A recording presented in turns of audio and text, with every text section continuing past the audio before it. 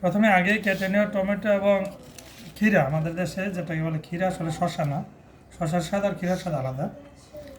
এটা নিয়ে নিলাম, সাথে নিয়ে নিলাম অরিজিনাল তেঁতুল। তেঁতুল আমরা এলাকারটাই খাই, বাজারে কেনাটা না, এটা আমাদের বাড়ি থেকে দেয়া। আর হচ্ছে আজকে নতুন নিয়ে আসা দেশি ধনিয়া পাতা, ধনিয়া পাতার সাথে একটা বাতাকান্দির যে কাঁচামরিচ সেটা নিয়ে নিলাম। বাতাকান্দির কাঁচামরিচ হচ্ছে বাংলাদেশের মধ্যে সবচেয়ে বিখ্যাত ঝাল। একটা মরিচ খেলে আসলে ঠোঁটে ঝাল লেগে যায়। পরিমাণ মতো লবণ, লবণটা একটু এখন বেশি দিতে শুনলাম, লবণের নাকি ঝাঁজ কমে গেল। ঠিক আছে, সাথে দিয়ে নিলাম একটু, না বেশি না, অল্প একটু দিয়ে, অত বেশি শুকনো মরিচ খাওয়া ভালো না স্বাস্থ্যের জন্য। আসলে আমি মাঝে মাঝে ভাতের বিকল্প হিসাবে এই সালাদ খেয়ে থাকি, কারণ ইনশাআল্লাহ ইউরোপ যাচ্ছি তো কখন।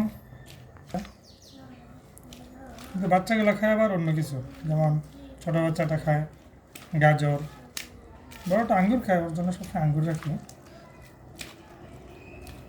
আর কি।